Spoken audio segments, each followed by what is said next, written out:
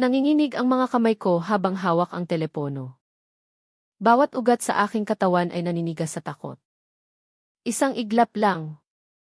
Isang iglap lang ang kailangan para magunaw ang mundong inakala kong matatag at kontrolado. Sa isang iglap, nawala ang lahat ng aking pinagmamalaking titulo. Ang aking posisyon. Ang aking pagiging British diplomat. Sa sementadong bangketa ng Maynila, ako ay isang babaeng hubad sa lahat ng karangalan. Nanginginig. At nag-iisa. O iyon ang akala ko. Sumigaw ako sa kanila. Hindi ko kayo kamag-anak. Ang mga salitang iyon ay parang laso na lumabas sa aking bibig. Mga salitang pagsisisihan ko habang buhay. Dahil sa araw na iyon. Sa gitna ng panganib at kaguluhan. Ipinakita nila sa akin ang isang katotohanang hindi ko kailanman natutunan sa alinmang aklat o unibersidad sa buong mundo. Itinanong ko sa sarili ko, paano nagkakamali ang isang buong buhay ng paniniwala? Hello sa inyong lahat. Ang pangalan ko ay Eleanor Vance. Ngayon, gusto kong ibahagi sa inyo ang isang kwentong tuluyang bumago sa aking buhay. Ito ang kwento kung paano winasak ng Pilipinas ang lahat ng aking maling akala. Ang kwento kung paano ko natuklasan ang tunay na kahulugan ng isang salitang kinamuhian ko sa simula, tita. Bago ako napadala dito sa Pilipinas. Ang buhay ko sa London ay parang isang makinang perpektong gumagana. Bawat araw ay may schedule. Bawat pag-uusap ay may agenda. Bawat relasyon ay may malinaw na hangganan. Ako ay si Inath Vance. Isang kareristang diplomat na may 3 dekada ng karanasan. Ang aking apartment sa Kensington ay tahimik. Malinis.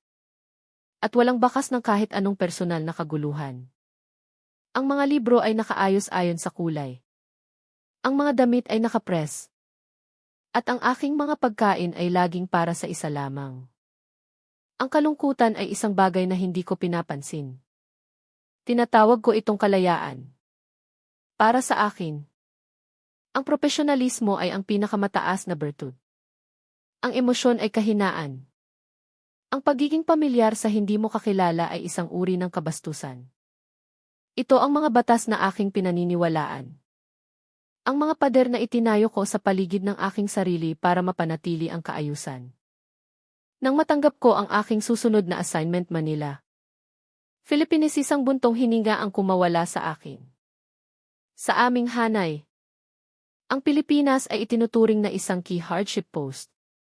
Hindi dahil sa digmaan o matinding kahirapan, kundi dahil sa tinatawag nilang organized chaos. Ang mga kwentong naririnig ko mula sa mga kasamahan ay tungkol sa matinding trapiko. Hindi mahula ang panahon. At isang kulturang masyadong personal. Masyadong pamilyar. Maghanda ka, Eleanor. Sabi ng isang kaibigan. Doon. Lahat ng tao ay kamag-anak mo. Gusto mo man o hindi. Umiti lang ako ng pilit. Akala ko ay nagbibiro lamang siya. Para sa akin, ito ay isa lamang hamon na kailangan kong pagtagumpayan. Isang lugar na kailangan kong tiisin sa loob ng 3 taon bago ako makabalik sa sibilisasyon ng Europa. Ang aking mga paunang paghusga, ang aking mga prejudice, ay para bang isang maleta na puno ng mabibigat na bato na dala-dala ko. Para sa akin, ang Pilipinas ay isang bansang kulang sa disiplina. Isang lugar kung saan ang mga patakaran ay suhestyon lamang. Ang mga ngiti ng mga tao sa mga travel brochure ay tila pilit. Isang maskara para pagtakpan ang kahirapan at kawalan ng sistema. Inihanda ko ang aking sarili para sa pinakamasama. Inihanda ko ang aking sarili na manatiling matatag, professional, at hindi magpapadala sa anumang kaguluhan. Hindi ko alam na ang mismong kaguluhan na iyon ang siyang gigising sa akin mula sa isang mahabang pagkakatulog. Pagdating ko sa Ninoy Aquino International Airport, para akong sinalubong ng isang mainit na pader. Ang halumigmig ng hangin ay dumikit sa aking balat. Ang ingay ng mga taong nag-uusap, tumatawa, Sumisigaw ng mga pangalan nito ay isang simponya ng kaguluhan na agad kumontra sa katahimikan ng Heathrow. Habang naglalakad ako palabas, bitbit ang aking mga gamit. Isang kumpol ng mga tao ang nakapaligid sa arrival area. May mga hawak na karatula. May mga kumakaway. Pakiramdam ko ay pinapanood ako ng lahat. Ang bawat sulyap ay parang isang panghihimasok sa aking personal na espasyo. Doon ko unang nakita si Manong Rin, ang magiging driver ko. Isang lalaking nasa mga huling bahagi ng kanyang ika-negatibo 50 taon. May mga guhit na ng karanasan sa kanyang mukha. Ngunit may ngiting tila hindi nabubura. Hawak niya ang isang maliit na karatulang may nakasulat, Ms. Eleanor Vance. Nagpakilala ako. Formal at maikli. At inaasahan kong ganun din ang kanyang tugon. Good afternoon po. Ma'am Eleanor. Ako po si Rin. Welcome po sa Pilipinas, sabi niya. Ang kanyang ngiti ay abot tenga. Mayroong init sa kanyang boses na hindi ko inaasahan. Good afternoon. Rin. It's Indak. Vance. Mahinahon kong pagtatama. Ay. Opo. Elmath. Vance. Pasensya na po. Sagot niya. Pero ang ngiti ay hindi pa rin nawala. Tara na po. Tita. Est. Ma'am. Baka po mainitan kayo. Tumigil ako. Narinig ko ba iyon ng tama? Tita. Auntie. Tiningnan ko siya mula ulo hanggang paa. Hindi ko siya kamag-anak. Hindi ko nga siya kilala. Ito na ba yung sinasabi nila? Ang hindi katanggap-tanggap na pagiging pamilyar. Elmath. Vance will suffice. Sabi ko. Mas matigas na ngayon ang aking boses. Opo. Ma'am. Elmath. Vance. Pasok na po kayo sa sasakyan. Naka-aircon na po. Sabi niya. Na tila hindi man lang naapektuhan ng aking lamig. Binuksan niya ang pinto para sa akin na may paggalang. Ngunit sa isip ko, ang unang linya ng depensa ay nalabag na. Habang binabagtas namin ang EDSA, ang aking mga paunang takot ay tila nagkakatotoo. Ang mga sasakyan ay parang mga langgam na nagsisiksikan. Bumubusina ng walang dahilan. Ang mga jeepney, na pinalamutya ng iba't ibang kulay at disenyo, ay humihinto kahit saan nila gusto. Ang mga motorsiklo ay sumisingit sa mga espasyong akala mo ay hindi posibleng daanan.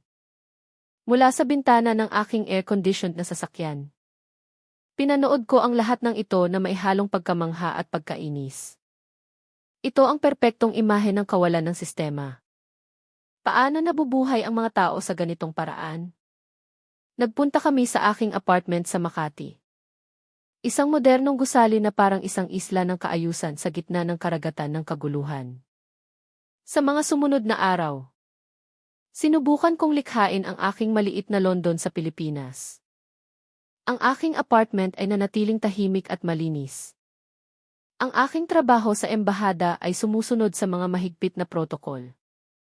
Ngunit sa tuwing lalabas ako, ang Pilipinas ay laging nagpapaalala sa akin na ako ay nasa ibang mundo. Si Manong Rin, sa kabila ng paulit-ulit kong pagtatama, ay paminsan-minsan pa ring nadudulas. Dito po tayo dadaan. Tita, para iwas traffic. O kaya naman, gusto niyo po ba ng malamig na tubig? Tita, mainit po ang araw. Bawat pagtawag niya ng tita, ay parang isang maliit na tusok ng karayom sa aking balat. Isang paalala na sa lugar na ito, ang mga pader na aking itinayo ay palaging sinusubukang gibain.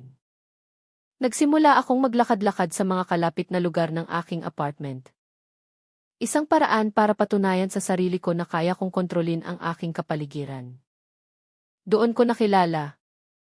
O mas tamang sabihin, doon ko unang napansin ang iba pang mga taong tatawag sa akin ng pangalang iyon. May isang matandang babae na nagtitinda ng sampagita sa isang kanto. Si Aling Nita. Araw-araw. Kapag nakikita niya akong dumaan, lalapit siya na may dalang kwintas ng sampagita. Tita, bili na po kayo. Pampaswerte sa araw nyo. Ang kanyang mga mata ay may taglay na kabaitan. Ngunit para sa akin, ito ay isang diskarte sa pagbebenta. Isang paraan ng paggamit ng peking pagiging malapit para makabenta. No. Thank you.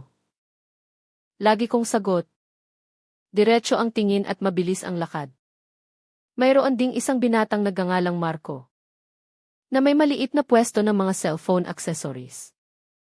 Isang araw, nang masira ang charger ko, napilitan akong lumapit sa kanya.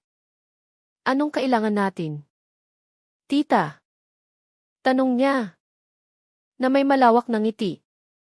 Original o class A? Huwag kayong mag-alala. Tita. Bibigyan kita ng discount. I just need charger that works. Sabi ko.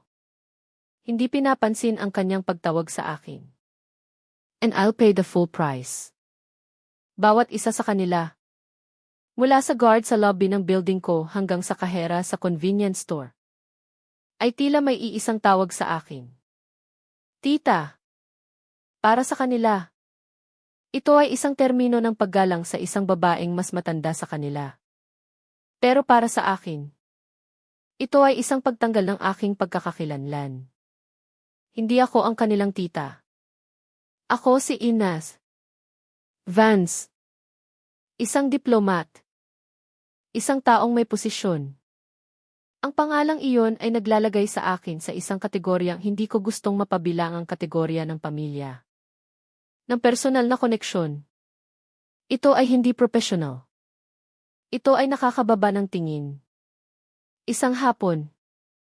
Habang pauwi ako mula sa isang pulong, sinabi ko kay Manong Rin na ibaba na lang ako sa kanto. Ilang block mula sa aking apartment. Gusto kong maglakad. Gusto kong maramdaman na may kontrol pa rin ako. Sigurado po kayo. Ma'am. Medyo magulo po dyan at maraming tao. Sabi niya. May bakas na pag-aalala sa kanyang boses. I'll be fine. Rin. I'm used to walking in big cities. Sagot ko. Na may kaunting yabang. Sige po. Ma'am. Ingat po kayo. Tita. Sabi niya sa huli. Halos pabulong na lang ang salitang tita. Bumaba ako ng sasakyan. Ang hangin ay mabigat dala ng usok at init ng hapon. Ang ingay ng mga busina at sigawan ng mga nagtitinda ay umalinggaw sa aking tainga. Nagsimula akong maglakad. Hawak ng mahigpit ang aking handbag. Sa bawat hakbang, nararamdaman ko ang mga matang nakatingin sa akin. Ang isang babaeng puti, na nakasuot ng pang-opisina, ay tila isang kakaibang tanawin sa dagat ng mga Pilipino. Dumaan ako sa pwesto ni Aling Nita. Tita. Gabi na. Uwi na po kayo. Sabi niya. Na may ngiti pa rin. Hindi ko siya pinansin. Dumaan ako sa pwesto ni Marco. Tita Eleanor. Ingat sa paglalakad. Sigaw niya. Tiningnan ko siya ng masama. Saan niya nalaman ang pangalan ko? Marahil kay Manong Rin eh. Isa na namang paglabag sa aking privacy. Patuloy akong naglakad. Lalong bumibilis ang aking mga hakbang. Ang aking pagkainis ay nagiging isang maliit na bolang apoy sa loob ng aking dibdib. Bakit hindi nila maintindihan? Bakit kailangan nilang pilitin ang isang koneksyon na hindi naman umiiral? Sila ang mga taong nakikita ko araw-araw. Ngunit para sa akin, sila ay bahagi lamang ng tanawin. Mga walang mukhang karakter sa aking buhay sa Maynila. Hindi ko sila pamilya. Hindi ko sila kaibigan. At tiyak na hindi ako ang kanilang tita. Sa gitna ng aking mga iniisip, habang papalapit na ako sa isang masikip na eskinita, Naramdaman ko ang isang malakas na hila sa aking balikat. Isang malakas. Bigla ang puwersa ang humablot sa strap ng aking handbag. Sapat para mawala ako sa balanse at bumagsak sa maruming semento. Isang matalas na sakit ang gumuhit sa aking tuhod at palad habang sumayad ang mga ito sa magaspang na daan. Ang lahat ay nangyari ng napakabilis. Sa isang iglap, nakita ko ang isang anino ng isang lalaking tumatakbo palayo. Hawak ang aking itim na leather bag ang aking buhay sa loob ng isang sisidlan. Nandoon ang aking telepono, ang aking wallet, ang aking mga ang aking sense of security. Napatulala ako sa sahig. Ang aking isip ay blanko sa pagkabigla. Ang ingay ng kalye ay tila humina. At ang tanging naririnig ko ay ang malakas na pagkabog ng aking dibdib. Ito na nga. Ito na ang kinatatakutan ko. Ito ang patunay na tama ang lahat ng aking paghusga. Isang bansang magulo, delikado, at walang batas. Ang galit ay nagsimulang pumalit sa takot. Galit sa sarili ko sa pagiging kampante. Galit sa lugar na ito dahil sa pagiging kung ano ito. Ngunit bago pa man ako makasigaw o makahingi ng tulong, isang sigaw ang pumunit sa hangin na hindi mula sa akin. Hoy! Magnanakaw! Ang sigaw ay malakas at malinaw. Puno ng galit na hindi para sa akin kundi para sa akin. Paglingon ko, nakita ko si Marco. Ang binatang nagtitinda ng accessories. Na tumalon mula sa kanyang maliit na pwesto at tumakbo ng buong bilis para habulin ang lalaking kumuha ng bag ko. Hindi siya nagdalawang isip. Hindi siya tumigil para tanungin kung okay lang ako. Ang kanyang unang reaksyon ay ang kumilos. Halos kasabay noon. Naramdaman ko ang dalawang kamay na marahan, ngunit matatag na umaalalay sa aking mga braso. Tinutulungan akong tumayo. Pagtingin ko, nakita ko ang nag-aalalang mukha ni Aling Nita. Ang mga kunot sa kanyang noo ay mas lumalim. Binitawan niya ang kanyang basket ng sampag-ita. At ang mga puting bulaklak ay kumalat sa sahig na parang mga luhang nahulog. Diyos ko! Tita! Nasaktan ka ba? Sabi niya. Ang kanyang boses ay nanginginig sa pag-aalala. Hinawakan niya ang aking mga braso at ininspeksyon ang aking mga sugat. Kinuha niya ang isang maliit na panyo mula sa kanyang bulsa, isang malinis na puting panyo, at marahang ipinahid ito sa gasgas sa aking kamay. Don't touch me. Gusto kong isigaw iyon. Gusto kong itulak siya palayo. Sino siya para hawakan ako? Ngunit walang salitang lumabas sa aking bibig. Ang aking katawan ay nanatiling naninigas. Hindi dahil sa galit, kundi dahil sa isang emosyong hindi ko maintindihan. Pagkalito. Ang buong kalye ay tila nabuhay. Ang ibang mga nagtitinda ay nagsilabasan mula sa kanilang mga pwesto. Ang mga tricycle driver na nakaparada sa malapit ay nagsitayuan. May mga sumisigaw ng mga direksyon. Doon siya dumaan. Sa eskinita. May dalawa pang binata na sumunod kay Marco sa paghabol. Ang buong eksena ay naging isang coordinated na gulo. Isang biglaang pagbubuklod ng mga estranghero para sa isang-iisang layunin. Binuo nila ang isang pader ng tao sa paligid ko. Hindi para usisain ako, kundi para protektahan ako mula sa mga matang nakatingin. Nakatayo lang ako doon. Sa gitna ng lahat. Hawak ni Aling Nita. Pinapanood ko ang kaguluhang ito na may pagkamangha. Sa London. Kung mangyari ito, ang mga tao ay maglalakad palayo. Iiwasan nila ang gulo. Tatawag sila ng pulis mula sa malayo. Kung tatawag man, walang sinuman ang makikialam. Ang bawat isa ay para sa kanilang sarili. Iyon ang kaayusan. Iyon ang sibilisadong pag-ugali. Ngunit dito, ang kaguluhan ay may puso. Ang kaguluhan ay may pakialam. Ang aking isip ay hindi maproseso ang nangyayari. Ang mga taong ito na iniiwasan ko. Ang mga taong kinaiinisan ko dahil sa kanilang pagiging pamilyar. Ang mga taong tinawag kong hindi propesyonal sila ngayon ang aking mga tagapagtanggol. Sila ang aking mga kabalyero sa gitna ng maruming kalye ng Maynila. Ilang sandali pa. Natila isang kawalang hanggan. Nakita kong pabalik na si Marco. Humihingal at pawis na pawis. Sa kanyang kamay, ligtas at buo, ay ang aking handbag. Nahulog niya. Tita. Nung natakot siya sa dami ng humahabol, sabi niya, habang inaabot sa akin ang bag. Ang kanyang dibdib ay mabilis na tumataas at bumababa. Ngunit may ngiti ng tagumpay sa kanyang mga labi. Kinuha ko ang bag. Ang aking mga daliri ay nanginginig pa rin. Tiningnan ko ang loob. Naroon lahat. Walang nawala. Tumingin ako kay Marco. Pagkatapos ay kay Aling Nita na hindi bumibitaw sa aking braso. At sa mga mukha ng mga estrangherong nakapaligid sa amin. Mga mukhang puno ng pag-aalala at ginhawa. Ang diplomat sa akin ay biglang bumalik. Ang Inas. Vance na sanay sa mga transaksyon at protokol. Sa aking mundo, ang isang serbisyo ay kailangang bayaran. Ang isang pabor ay kailangang tumbasan. Ito ang tanging paraan na alam ko para maibalik ang kaayusan. Para maibalik ang mga hangganan sa pagitan namin. Binuksan ko ang aking handbag. Kinuha ang aking wallet. At dumukot ng ilang malalaking pera. Ang pinakamalaking perang papel na mahahanap ko. Inabot ko ito kay Marco. Thank you. Please. Take this. For your trouble. Sabi ko. Ang aking boses ay formal at medyo nanginginig pa. And for you. Too.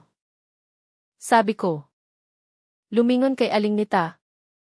Sinusubukang iabot din sa kanya ang pera. Ang ngiti sa mukha ni Marco ay biglang naglaho. Tiningnan niya ang pera sa aking kamay. Pagkatapos ay tumingin siya sa aking mga mata na may ekspresyong hindi ko mabasa.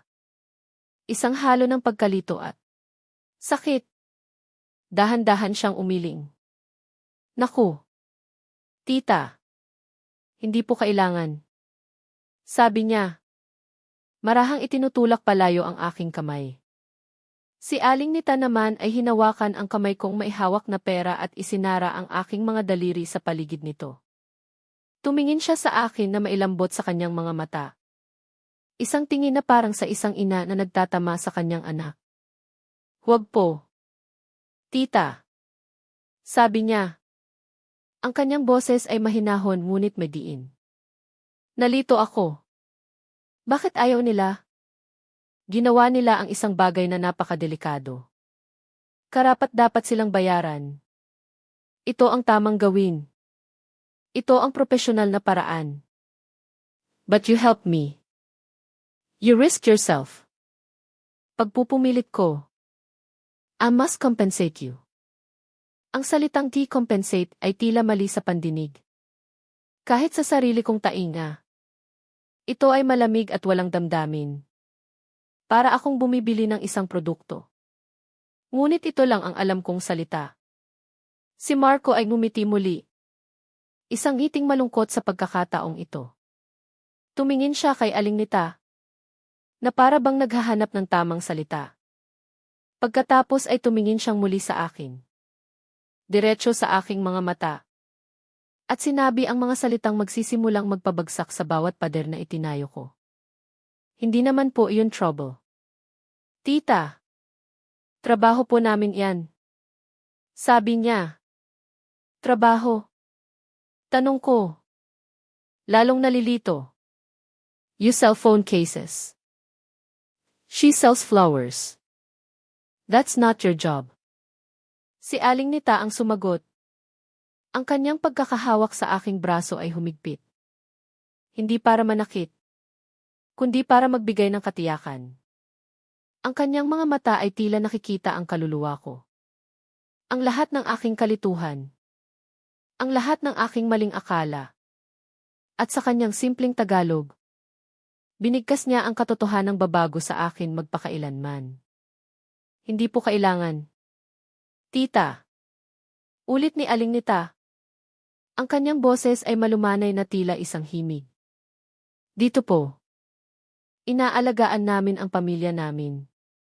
Ang mga salitang iyon ay lumutang sa maingay na hangin ng hapon. Pamilya. Pamilya. Tumingin ako sa kanya. Pagkatapos ay kay Marco. Ang utak kong sinanay sa lohika at malinaw na mga kahulugan ay hindi ito maintindihan. But, we are not family. Sabi ko. Ang aking boses ay halos pabulong na lang. We are not related kay blood. Ito ang huling piraso ng aking lumang mundo na pinanghahawakan ko ang katotohanan. Ang definisyon. Si Marco ay lumapit ng bahagya. Ang kanyang mukha ay seryoso na ngayon. Ngunit mayroon pa ring kabaitan. Tita. Sabi niya. At sa unang pagkakataon. Narinig ko ang salitang iyon hindi bilang isang nakakainis na pangalan. Kundi bilang isang pag-aanyaya. Sa Pilipinas po. Hindi lang dugo ang basehan ng pamilya. Si Aling Nita naman ang nagpatuloy. Hinawakan niya ang dalawa kong kamay sa pagitan ng kanyang mga palad na magaspang dahil sa pagtatrabaho. Ang kanyang mga kamay ay mainit. At ang init na iyon ay tila gumapang sa aking mga braso. Papunta sa aking dibdib na nanlalamig. Anak. Sabi niya. At ang salitang iyon ay tumago sa akin na parang kidlat. Kapag tinawag ka naming tita. Ibig sabihin. Bahagi ka na namin. Pamilya ka na namin sa paningin namin. At responsibilidad naming alagaan ka. Sa isang iglap, ang lahat ay nagbago. Ang mga piraso ng puzzle na hindi ko maintindihan sa loob ng maraming linggo ay biglang nagkabit-kabit sa aking isipan. Ang bawat pagkakataon na narinig ko ang salitang tita ay bumalik sa akin. Ngunit ngayon, may bago at napakaliwanag na kahulugan. Si Manong rin sa sasakyan. Ingat po kayo. Tita. Hindi iyon isang paglabag sa protocol. Iyon ay isang pag-aalala ng isang kuya o isang tito. Ang gwardiya sa lobby. Good morning po. Tita. Hindi iyon kawalan ng paggalang sa aking posisyon. Iyon ay isang pagbati sa isang miyembro ng kanilang komunidad. Si Marco na sumisigaw. Tita Eleanor. Ingat sa paglalakad. Hindi iyon panghihimasok sa aking privacy. Iyon ay isang paalala mula sa isang pamangkin. At si Aling Nita. Araw-araw. Tita. Bili na po kayo. Pampaswerte. Hindi iyon isang sales pitch. Iyon ay isang hiling ng mabuting kapalaran. Isang maliit na panalangin mula sa isang ina. Hindi nila ako sinusubukang inisin. Hindi nila ako binabastos. Sa kanilang sariling paraan. Sa kanilang wika ng pagmamalasakit. Inaanyayahan nila ako. Binubuksan nila ang pinto sa kanilang mundo. Sa kanilang pamilya. At ako. Ano ang ginawa ko? Tinanggihan ko sila. Inismiran ko sila. Itinayo ko ang aking mga pader ng mas mataas. Iniisip na pinoprotektahan ko ang aking sarili. Nang hindi namamalayan na ikinukulong ko lang ang aking sarili sa labas ng init na kanilang iniaalo. Ang bigat ng katotohanang iyon ay bumagsak sa akin. Ang aking profesionalismo. Ang aking mga patakaran. Ang aking pagiging kiinas. Vance, lahat ng iyon ay mga baluti na isinuot ko para itago ang isang simpleng katotohanan, ako ay nag-iisa. At sa loob ng maraming linggo, may mga taong sinusubukang abutin ako. At patuloy ko silang tinataboy. Isang mainit na likido ang biglang dumaloy sa aking mga pisngi. At isa pa. At isa pa. Doon. Sa gitna ng isang maingay na kalye sa Maynila. Sa harap ng mga estranghero na ngayon ko lang nakita ang tunay na anyo. Ako. Si Eleanor Vance. Ang diplomat ng Britanya na hindi kailanman umiyak sa harap ng publiko. Ay humagulgol. Ang mga luha ay hindi dahil sa takot o sa sakit ng aking mga sugat. Ito ay mga luha ng matinding pagsisisi para sa aking pagkabulag.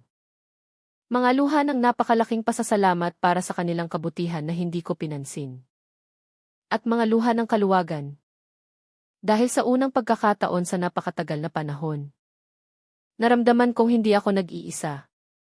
Ang inaasahan kong mangyari ang awkward na pananahimik. Ang pag-iwas ng tingin na hindi nangyari. Sa halip, naramdaman ko ang mga braso ni Aling Nita na yumakap sa akin. Isang mahigpit, mainit, at totoong yakap ng isang ina.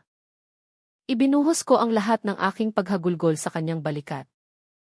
Hindi siya nagsalita. Hinayaan niya lang akong umiyak. Habang marahan niyang hinihimas ang aking likod.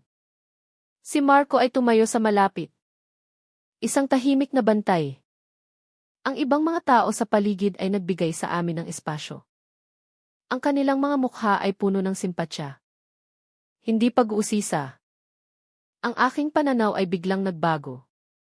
Ang ingay ng mga busina at sigawan ay hindi na ingay ng kaguluhan. Ito ay ang tibok ng puso ng isang buhay na komunidad. Ang siksikan ng mga tao ay hindi na isang banta. Ito ay isang malaking pamilyang magkakadikit. Ang init ng hangin ay hindi na nakakapasong halumigmig. Ito ay ang init ng kanilang pagmamalasakit. Ilang minuto akong nanatili sa yakap ni Aling Nita hanggang sa humupa ang aking mga iyak. Dahan-dahan akong humiwalay.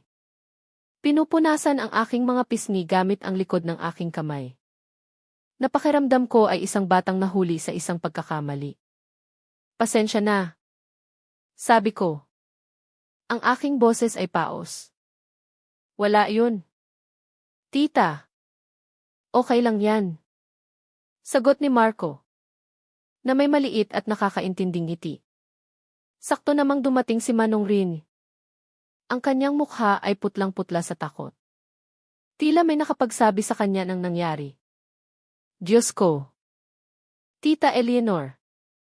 Anong nangyari sa inyo? Okay lang po ba kayo? Tumakbo siya palapit sa akin. Ang kanyang mga mata ay puno ng tunay na pag-aalala. Tumingin ako sa kanya.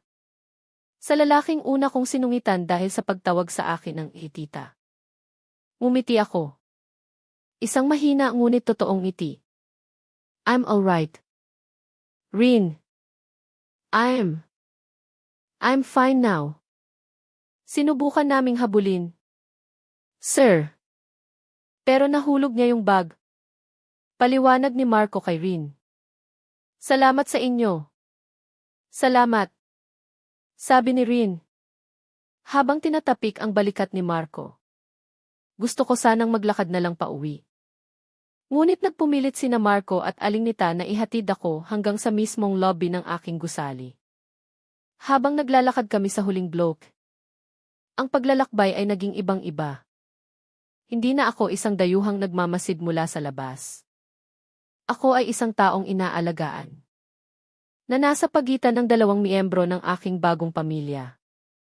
Nakikita ko na ngayon ang hindi ko nakita noon, ang mga ngiti ng mga batang naglalaro ng habulan sa bangketa. Ang pagtawa ng mga magkakapitbahay na nagkukwentuhan sa harap ng kanilang mga tindahan. Ang simpleng pagtango ng mga tricycle driver bilang pagbati. Ito ay isang mundo na puno ng koneksyon. Isang mundong binaliwala ko. Pagdating namin sa lobby, humarap ako sa kanila.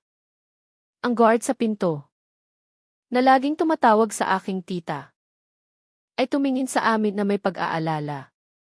Okay lang po ba kayo? Tita. Tanong niya. Umiti ako sa kanya. Yes. I'm okay.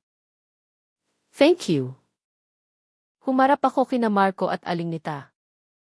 Wala nang pera sa aking kamay. Ang tanging mayaalok ko na lang ay ang aking katapatan. Salamat. Marco. Salamat. Aling Nita. Sabi ko. Binibigkas ang kanilang mga pangalan na may paggalang at pasasalamat. I don't know what else to say. Walang anuman po. Tita Eleanor. Sabi ni Aling Nita. Ang kanyang mga mata ay kumikinang. Mag-ingat po kayo palagi. Kung may kailangan po kayo. Tita. Nandun lang kami sa kanto. Huwag po kayong mahiyang lumapit. Dagdag ni Marco. Tumango ako. Hindi na makapagsalita dahil sa emosyon. Pinanood ko silang maglakad palayo. Pabalik sa kanilang mga pwesto. Pabalik sa kanilang buhay. Ngunit alam kong isang bagay ang nagbago. Isang hindi nakikitang sinulid ang nabuo sa pagitan namin. Isang sinulid na mas matibay kaysa sa dugo. Pumasok ako sa elevator. At habang paakyat ito, tiningnan ko ang aking sarili sa salamin. Magulo ang aking buhok. Marumi ang aking damit. At may mga gasgas sa aking balat. Ngunit sa ilalim ng lahat ng iyon, ang babaeng nakatingin pabalik sa akin ay hindi na si Ennis Vance, ang malamig at malayo na diplomat. Nakita ko si Eleanor. Isang taong nasaktan. Natakot. Ngunit nailigtas. Isang taong natagpuan. Pagbukas ng pinto ng aking apartment, ang katahimikan na dati kong tinatawag na ikapayapaan at kalayaan ay biglang naging iba. Ang katahimikan ay may bigat. Ang katahimikan ay may pangalan. At ang pangalan nito ay kalungkutan. Sa unang pagkakataon, napagtanto ko na ang aking perpektong inayos na mundo ay isang magandang kulungan lamang. At sa labas ng bintana ko, sa magulong siyudad ng Maynila, ay isang pamilyang hindi ko alam na mayroon ako. Na naghihintay lang pala na buksan ko ang pinto. Ang gabing iyon, ang pagtulog ay hindi naging madali. Ang bawat sulok ng aking tahimik at malinis na apartment ay tila sumisigaw ng aking pangalan. Ang katahimikan na dati kong pinahahalagahan ay naging isang mabigat na kumot na bumabalot sa akin. Nagpapaalala sa akin ng aking pagkukulang. Ang bawat anino ay tila nagpapaalala sa mga mukha ni na Aling Nita at Marco ang kanilang pag-aalala. Ang kanilang tapang. Ang kanilang pagtanggi sa aking pera. Ang kanilang mga salita ay umalinggaw sa aking isipan, dito po. Inaalagaan namin ang pamilya namin. Pamilya. Isang salitang halos nakalimutan ko na ang tunay na kahulugan. Ang pamilya ko sa England ay malayo. Ang aming mga ugnayan ay binubuo ng mga paminsan-minsang tawag sa telepono at mga Christmas card na may formal na pagbati. Dito. Sa kabilang panig ng mundo. Ipinakita sa akin ng mga estranghero ang mas malalim na kahulugan nito sa loob lamang ng ilang minuto. Kinaumagahan. Gumising ako na may bagong determinasyon. Ang babaeng pumasok sa banyong iyon ay hindi na ang parehong babaeng bumagsak sa bangketa kahapon. Habang tinitingnan ko ang aking refleksyon sa salamin ng mga gasgas sa aking noo at kamay. Ang pamamaga sa aking tuhod hindi ko nakita ang kahinaan. Nakita ko ang mga marka ng isang laban. Hindi ang laban-laban sa magnanakaw. Kundi ang laban-laban sa sarili kong kamangmangan. At sa unang pagkakataon, gusto kong manalo. Ang aking karaniwang routine sa umaga ay nagbago. Sa halip na magmadaling mag-ehersisyo at magbasa ng balita mula sa London, umupo ako sa aking balkonahe. Hawak ang isang tasa ng tsaa. At pinanood ang paggising ng Maynila. Mula sa itaas, ang syudad ay mukha pa ring magulo.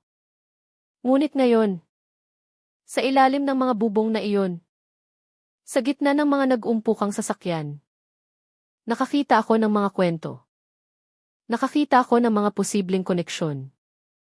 Ang dating di kaguluhan ay nagkaroon ng ritmo. Isang sayaw ng buhay na hindi ko kailanman napansin. Pagbaba ko sa lobby, binati ako ng gwardiya. Good morning po. Tita, mas okay na po ba kayo? Sa halip na isang formal na tango. Huminto ako at mumiti sa kanya. Isang tunay na ngiti. Good morning. Yes. I am much better. Thank you for asking. Anong pangalan mo? Nabigla ang gwardiya. Julio po. Ma'am. Tita. Thank you. Julio, have a good day. Sabi ko. At nagpatuloy sa paglabas. Naghihintay si Manong Rin sa labas. Nakatayo sa tabi ng bukas na pinto ng sasakyan. Ang kanyang mukha ay puno pa rin ng bakas ng pag-aalala. Magandang umaga po. Tita Eleanor. Sigurado po kayong papasok na kayo? Pwede naman po kayong magpahinga muna. Sabi niya. Lumapit ako sa kanya. Hindi pa pumapasok sa sasakyan. Magandang umaga. Manong Rini. I'm fine. Really? But before we go to the embassy, could we make a stop? Saan po tayo? Tita. Tanong niya. Handang sundin ang anumang sasabihin ko. Doon lang sa kanto. Sabi ko. Itinuturo ang direksyon kung saan nangyari ang lahat. Gusto ko lang silang makita. Ang mukha ni Manong Rini ay lumiwanag sa pag-unawa at pag-apruba. Sige po. Tita. Siyempre po.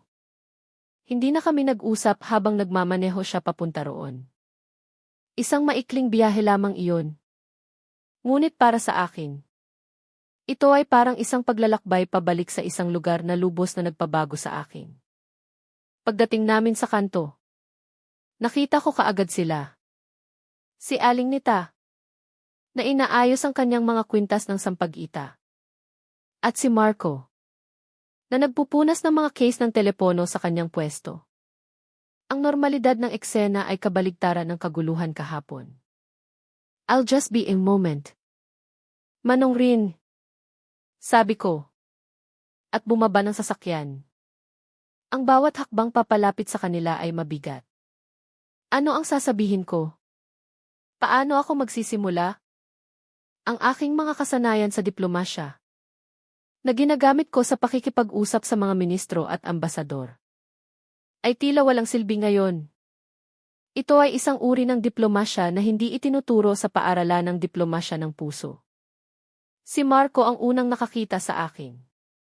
Ang kanyang mga mata ay lumaki sa sorpresa. At isang malawak na ngiti ang sumilay sa kanyang mga labi. Tita Eleanor. Good morning po. Okay na po ba kayo? Good morning. Marco. I am. How about you? Are you all right after all that running yesterday? Tanong ko. Ang aking pag-aalala ay totoo. Napakamot siya sa kanyang batok. Na tila nahihiya. Ay. Wala po yun. Tita. Sanay po kami sa takbuhan. Tumingin ako sa kanyang mga kamay. Sa kanyang mga produkto. Business looks good today. Sana nga po. Tita. Kailangan po para sa pag-aaral ng kapatid ko. Sagot niya ng direkta.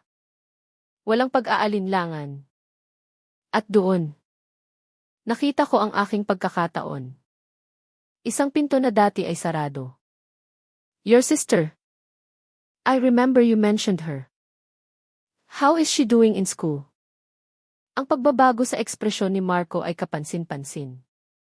Ang kanyang ngiti ay naging mas personal. Mas mainit. Naku. Tita. Ayos naman po. Matalino po yung bunso namin. First year college na po. Gusto pong maging guro. Nagpatuloy siya sa pagkukwento tungkol sa kanyang kapatid. Ang kanyang mga pangarap.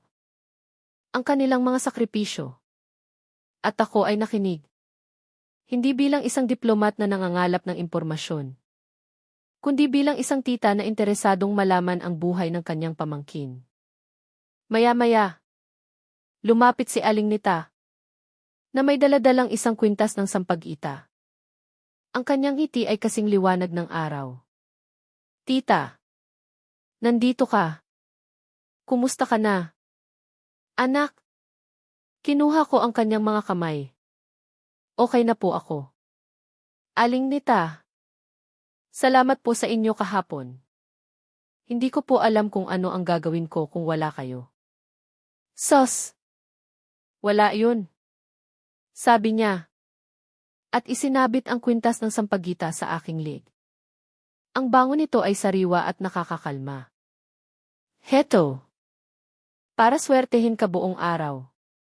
Sa pagkakataong ito, hindi ko ito tinanggihan.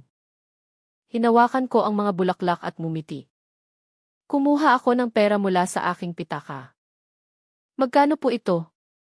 Umiling si Aling Nita. Regalo ko na yan sa'yo. No. Please.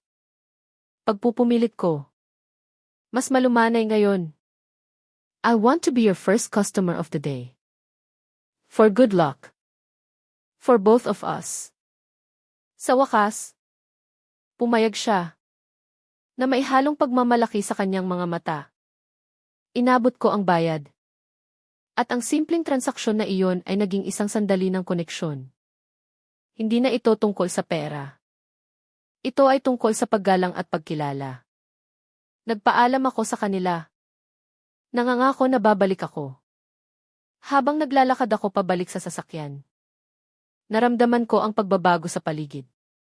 Ang mga tricycle driver na dati kong iniiwasan ang tingin ay tumango sa akin na may ngiti. Isang babaeng nagwawali sa harap ng kanyang tindahan ang nagsabi ng, "Good morning." Tita, hindi na ako isang estranghero. Ang balita tungkol sa nangyari kahapon. At marahil ang aking presensya ngayon dito ay tila kumalat na. Ako ay kinikilala na nila. Ako ay tinatanggap na nila. Pagpasok ko sa sasakyan, isang pakiramdam ng kapayapaan ang bumalot sa akin.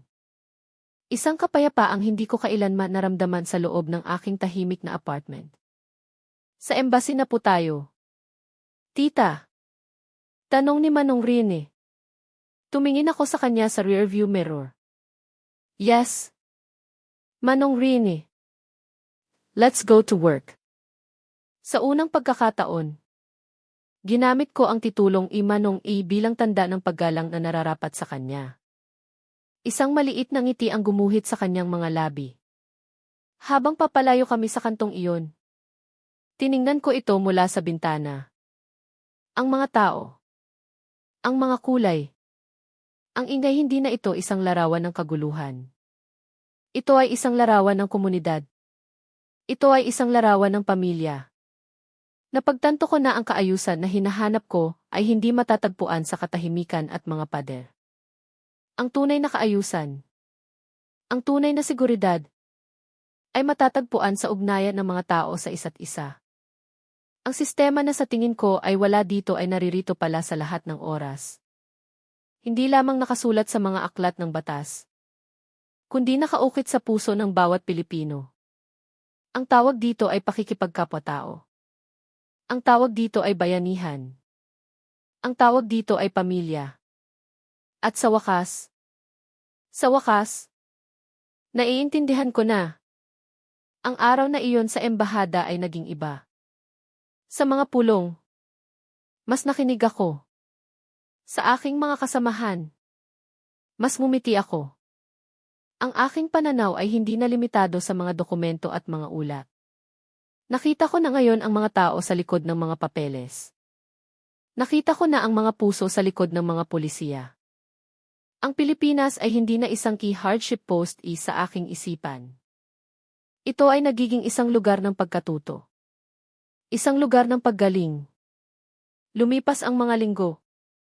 At ang mga araw ko ay nagsimulang magkaroon ng bagong ritmo. Isang ritmo hindi idinidikta ng aking kalendaryo sa Outlook, kundi ng tibok ng puso ng komunidad na unti-unti kong niyayakap.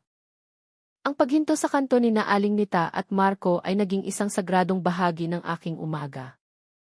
Kasing halaga ng aking unang tasa ng Earl Grey. Hindi na ako basta bumibili ng sampag-ita. Umupo ako sa isang maliit na bangkong dala ko para kay Aling Nita. Para hindi siya laging nakatayo. Doon, sa gitna ng usok at ingay ng mga sasakyan, nakikinig ako sa kanyang mga kwento tungkol sa kanyang mga apo sa probinsya. Sa kanyang pag-aalala sa pagtaas ng presyo ng bigas. Sa kanyang simpleng kaligayahan tuwing umuulan pagkatapos ng isang mainit na araw. Ang kanyang mga kwento ay nagbigay ng kulay sa aking itim at puting mundo. Minsan, dinadalhan ko siya ng tinapay o mainit na kape. Hindi niya ito hinihingi. Ngunit ang kislap sa kanyang mga mata sa tuwing tatanggapin niya ito ay sapat ng kabayaran. Hindi na siya si Aling Nita, ang tindera ng sampagita. Siya na sinanay nita sa aking isipan.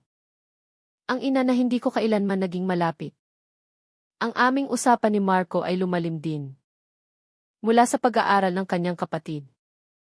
Napunta kami sa kanyang sariling mga pangarap. Nalaman kong mahilig siyang mag-drawing. At nais niyang maging isang graphic artist balang araw. Ang kanyang maliit na pwesto ay ang kanyang paraan para makatulong sa pamilya habang nag-ipon para sa isang second-hand na computer. Isang araw, naalala ko ang aking lumang laptop na nakatago lang sa aparador sa aking apartment, medyo mabagal na para sa aking trabaho. Ngunit perpekto pa para sa isang mag-aaral. Kinabukasan, dinala ko ito. Marco. Sabi ko. Medyo nag-aalangan. I have this old laptop. It's not new. But it works perfectly. I think your sister, or perhaps you, might have more use for it than if I close it. Ang reaksyon ni Marco ay isang bagay na hindi ko malilimutan. Tiningnan niya ang laptop. Pagkatapos ay sa akin. Ang kanyang mga mata ay nanlalaki sa hindi makapaniwalang tuwa. Tinanggihan niya ito sa simula. Dahil sa hiya. Ngunit nagpumilit ako. Hindi ito bayad sa utang na loob.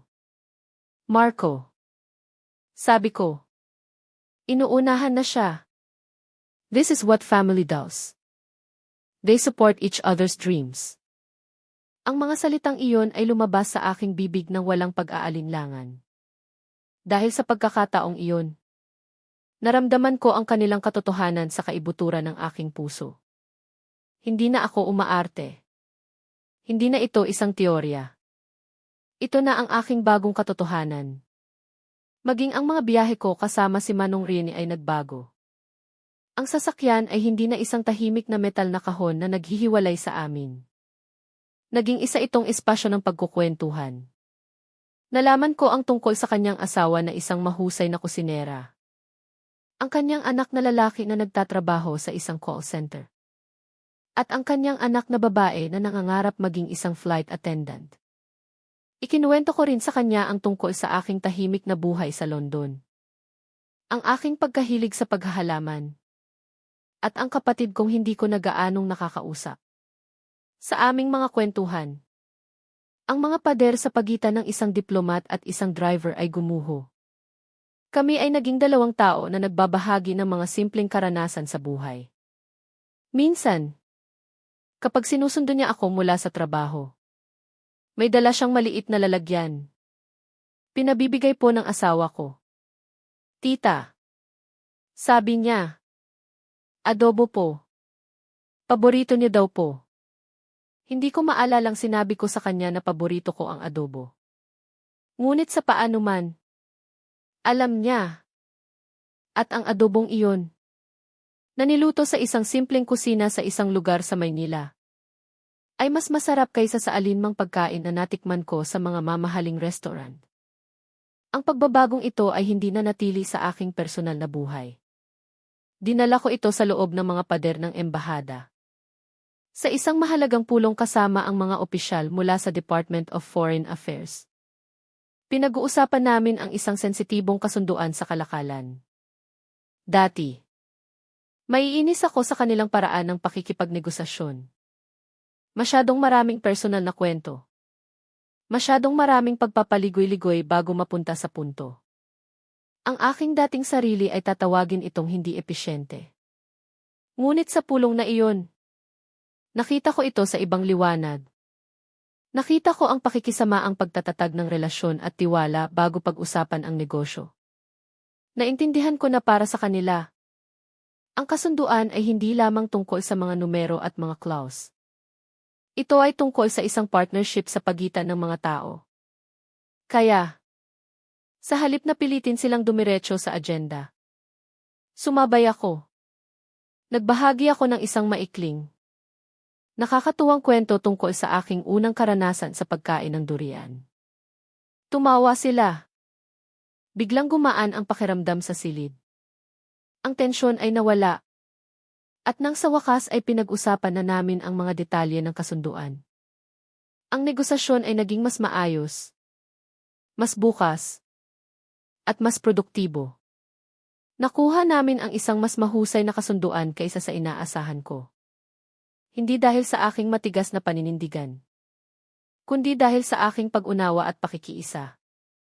Napagtanto ko na ang kahinaan na nakikita ko noon sa kanilang kultura ang pagiging personalay sa katunayan ang kanilang pinakamalaking kalakasan. Ito ay isang uri ng kapangyarihan na hindi matututunan sa anumang aklat ng diplomasya. Isang kapangyarihang nakaugat sa pagiging tao. Isang hapon. Isang bagong junior diplomat mula sa London.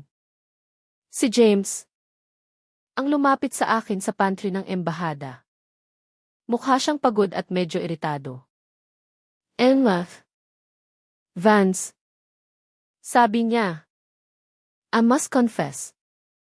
I'm finding Manila a bit overwhelming. The traffic. The noise. And everyone calls me sir or kuya. I find the constant familiarity rather unprofessional. Don't you? Tiningnan ko siya. At nakita ko ang aking sarili sa kanya ilang buwan na ang nakalipas. Ang parehong pagkalito. Ang parehong mga pader. Ngumiti ako. Isang ngiting malumanay. I used to think so. James. Sagot ko. Hininaan ko ang aking boses. But I've learned something profound here. What you call familiarity, they call family. What you see as a lack of boundaries, they see as an open door. They are not being unprofessional. They are welcoming you. Tumingin siya sa akin na may pagtataka. Nagpatuloy ako. Don't fight it. Lean into it. Learn their language of care. You will find that underneath all this chaos is a system of human connection so strong it can weather any storm. It's the country's greatest treasure. And once you feel it, you'll never want to let it go. Iniwan ko siyang nag-iisip doon. Hawak ang kanyang tasa ng kape. Sa sandaling iyon, naramdaman ko na ang aking pagbabago ay kumpleto na. Hindi na lang ako isang tagatanggap ng kanilang kabutihan. Ako na ngayon ay isang tulay. Isang tagapagsali ng kultura na aking natutunang mahalin. Gabi na nang makauwi ako. Tumayo ako muli sa aking balkonahe. Tulad ng ginagawa ko gabi-gabi. Ang tanawin ng mga ilaw ng syudad ay nakalatag sa aking harapan. Dati, ang nakikita ko lang ay isang malawak at walang pangalan na masa. Ngayon, ang bawat ilaw ay isang kwento. Sa isang bintanang iyon, marahil ay may isang inang nagpapatulog ng kanyang anak. Sa isa pa, isang estudyanteng nagsusunog ng kilay para sa kanyang pangarap. Sa isang maliit na bahay sa di kalayuan, marahil ay naghahapunan ang pamilya ni Manong Rin. At sa isang abalang kanto sa ibaba, sina Nanay Nita at Marco ay nagsasara na ng kanilang mga pwesto. Lahat sila ay konektado. At ngayon, ako rin ay konektado na sa kanila. Ang aking apartment ay hindi na isang kuta laban sa kaguluhan. Ito na ngayon ang aking tahanan. Ang aking tahimik na santuwaryo sa gitna ng aking malaki at maingay na pamilyang Filipino. Hindi ako napunta sa isang hardship post. Ipinadala ako dito para matutong mabuhay muli. Ang aking pagbabago ay hindi isang tahimik na epipanya lamang sa loob ng aking isipan. Ito ay naging isang bagay na nakikita, nararamdaman, at nabubuhay sa aking pang-araw-araw na kilos. Ang apartment ko, na dati ay isang steril na museo ng aking kalungkutan, ay nagsimulang magkaroon ng buhay. Ang mga kwintas ng sampagita mula kay Nanay Nita ay nakasabit sa aking salamin. Ang kanilang bango ay isang palagiang paalala ng kabutihan. Sa aking lamesa, Sa tabi ng mga opisyal na dokumento, ay may isang maliit na drawing na ginawa ni Marco, isang sketch ng skyline ng Makati na may nakasulat na, "Para kay Tita Eleanor." Ang aking refrigerator ay hindi na naglalaman ng mga pagkain para sa isa lamang. Puno ito ng mga lalagyan ng ulam na bigay ni Manong Rin at ng kanyang asawa. Ang bawat bagay ay isang testamento sa mga koneksyong aking binuo. Isang Sabado ng gabi, inimbitahan ako ni Manong Rin sa kanilang bahay para sa kaarawan ng kanyang asawa. Ang aking unang reaksyon ay ang pag-aalinlangan ng aking lumang sarili.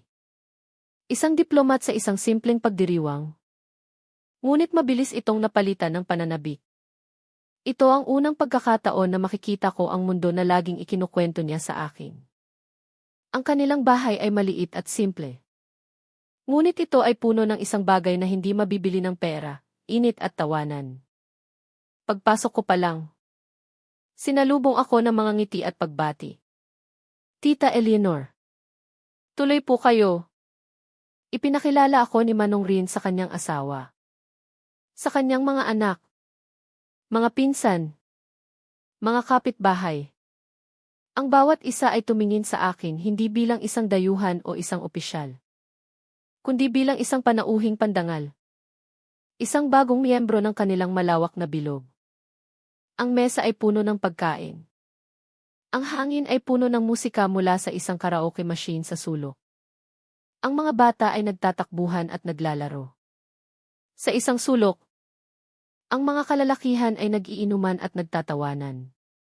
Sa kusina, ang mga kababaihan ay nagtutulungan. Naghahanda ng mas marami pang pagkain habang nagkukwentuhan. Agad akong isinama ng asawa ni Manong Rin sa kanilang grupo. Sa una, nanood lang ako. Ngunit hindi nagtagal. Natagpuan ko ang aking sarili na naghihiwa ng mga gulay. Nakikinig sa kanilang mga biro. At tumatawa kasama nila. Naramdaman ko ang isang pakiramdam ng pag-aari na hindi ko kailanman naramdaman. Kahit sa mga party sa London. Dito. Sa isang simpleng kusina sa Quezon City. Sa gitna ng mga estrangherong tumawag sa aking pamilya. Naramdaman ko na ako ay nasa bahay. Nang gabing iyon, habang pauwi, tahimik lang ako sa loob ng sasakyan. Nag-aalala si Manong Rin. "Okay lang po ba kayo? Tita, hindi po ba kayo naguluhan sa amin?" Tumingin ako sa kanya na may ngiti.